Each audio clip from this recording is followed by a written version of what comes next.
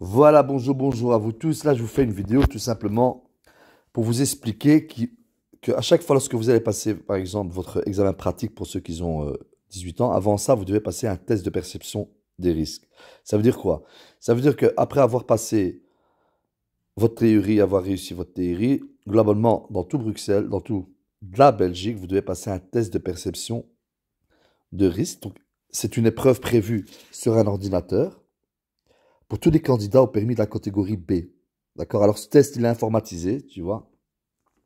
Bon, là, apparemment, on vous pose une question. D'accord? Alors, pour mesurer la capacité du candidat à identifier des situations à risque dans diverses conditions de circulation, et plus précisément à qualifier la situation effectivement risquée.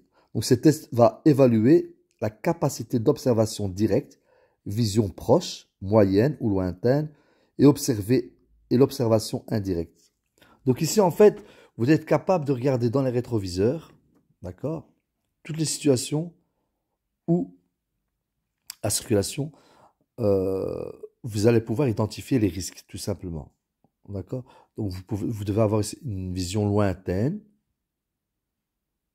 d'accord? Une vision proche, et aussi une observation indirecte. Quand je parle d'observation indirecte, c'est par rapport au rétroviseur. D'accord? Donc, c'est ça, c'est ça. Donc, cette épreuve va mesurer vos capacités justement à pouvoir identifier et voir tous les dangers. D'accord? Et donc là, vous aurez à chaque fois 5 vidéos. D'accord? Avec 4 questions. D'accord? Vous devez avoir 6 sur 10. Donc ici, qu'avez-vous perçu? Un cyclomoteur conduit derrière moi. Un camion quitte son emplacement. Un piéton va traverser la rue. Ou un cycliste conduit à notre droite. D'accord? Vous devez au moins avoir 6 sur 10. Voilà. Donc là maintenant, vous allez voir la troisième vidéo. D'accord? Pour les tests de perception des risques. Donc voilà, ici vous roulez sur une chaussée, par exemple. Vous allez regarder dans les rétroviseurs, tenir votre distance de sécurité, faire attention aux piétons qui peuvent très bien déporter sur la chaussée. D'accord? Et ça, donc, c'est ce que vous allez voir sur votre ordinateur lorsque vous allez passer ce test de perception à risque. D'accord? Ça, c'est nouveau, c'est depuis 2018, hein? D'accord? Donc, avant de passer votre examen pratique, vous êtes obligé de passer ce test de perception des risques. Donc voilà, ici de nouveau, qu'avez-vous perçu? Une voiture vient d'une rue latérale, d'accord, sur le côté. Il y a un véhicule à l'arrêt sur la chaussée. Une voiture est en train de se garer. Les piétons veulent traverser. Donc vraiment, pouvoir identifier le problème. D'accord? Une voiture vient d'une rue latérale. La vidéo 4, le test de perception des risques. Très important. De nouveau, voilà, vous regardez dans les rétroviseurs. Intérieur. Vous regardez sur les côtés latérales. S'il n'y a pas un piéton qui traverse. D'accord? On fait ensemble, comme ça vous avez une petite idée. C'est vraiment important. Là, vous avez effectué un dépassement, mais vous devez vraiment faire attention de pouvoir vous rabattre correctement et qu'il n'y a aucun véhicule qui vient en sens inverse. Faire attention aux piétons, voir si c'est une voie prioritaire. D'accord? Et là, effectivement, attention, il y a un camion qui veut sortir de son stationnement, donc être vigilant. Il peut très bien ne pas vous avoir vu, même si vous avez priorité. D'accord? Qu'avez-vous perçu? Une voiture venant en sens inverse effectue un dépassement. Un cycliste vient d'une rue latérale. Une voiture en train de se garer. Il y a un véhicule à l'arrêt sur la chaussée. D'accord? Donc ici on voit bien, une voiture est en train de se garer. Il y a un véhicule à l'arrêt sur la chaussée. Donc vraiment faire attention à tous ces points. Vidéo 5, test perception des risques. De nouveau ici, il y a un Opel Corsa devant vous. Pour pas citer de nom. Alors ici, regardez, c'est simple aussi. Vous allez faire attention à observer, identifier tous les risques dans diverses conditions de la circulation. D'accord? La voiture va ralentir pour pouvoir tourner à droite. D'accord? Il y a un feu. Voilà. Je fais attention, regardez dans le rétroviseur.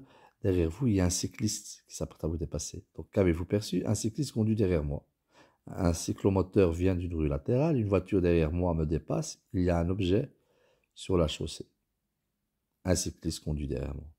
Donc voilà, c'est vraiment le but ici, c'est vraiment cette épreuve par ordinateur, c'est vraiment pour que le candidat, au premier de la catégorie B, puisse mesurer, pour qu'on puisse voir, mesurer la capacité du candidat à identifier les situations à risque dans diverses conditions de circulation.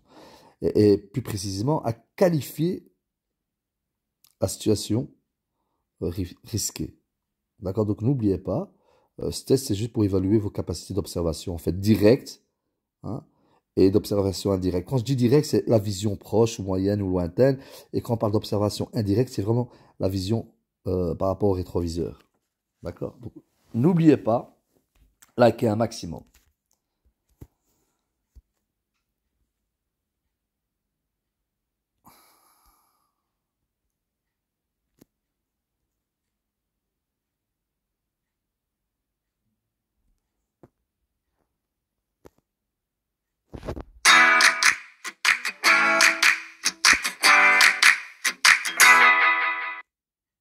Bonjour. La guerre en Ukraine est déclarée, et si vous avez plus de 5 000 € à la banque, voici ce dont Emmanuel Macron a oublié de vous parler. Une guerre est toujours un cataclysme, et les conséquences nous reviennent dessus rapidement, surtout quand elle a lieu à 2 heures de vol de Paris. Il va y avoir des conséquences directes pour vous. Première étape, une hausse catastrophique des prix et des matières premières. Ces derniers jours, les prix du gaz et du pétrole sont en train d'exploser. L'invasion russe en Ukraine a provoqué une hausse de 40% du prix du gaz et de l'électricité en 24 heures. Le prix du baril de pétrole a franchi les 100 $, du jamais vu depuis 2014. La hausse des prix va bientôt s'étendre à tous vos produits du quotidien et saccager votre pouvoir d'achat. Mais en réalité, c'est juste la première vague. La deuxième étape, une crise économique majeure. La guerre ukrainienne va surtout accélérer la terrible récession annoncée par les économistes. Les bulles financières étaient déjà au plus haut. Aujourd'hui, voici les scénarios qui pourraient arriver dans les prochaines semaines.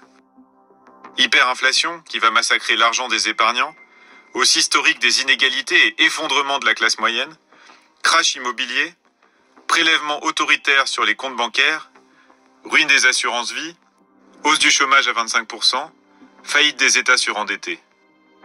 Si vous pensez que l'effondrement est pour bientôt, il est urgent de sécuriser vos comptes courants et votre patrimoine en vous mettant à l'abri des 5 risques les plus désastreux pour votre épargne. Car il existe plusieurs solutions pour protéger votre argent avant qu'il ne soit trop tard et éviter de subir de plein fouet les conséquences de la crise ukrainienne. Votre épargne peut encore être protégée de façon efficace grâce à quelques actions simples de bonne santé financière que je voudrais vous partager maintenant. Personne ne vous en parlera avant des semaines, car les médias et les analystes ont les yeux rivés sur la panique des événements actuels. Je m'appelle Olivier et contrairement aux banques, je n'ai rien à perdre à vous dire la vérité. Éditeur indépendant, je gagne la confiance de mes lecteurs en proposant des analyses libres, sans conflit d'intérêts. C'est pourquoi j'ai préparé en urgence un dossier complet sur les différentes façons de vous préparer au pire et de sécuriser votre argent mis de côté tant qu'il est encore temps. Il s'appelle « Guerre en Ukraine ». 5 solutions concrètes pour sauver votre argent de la crise et de la flambée des prix.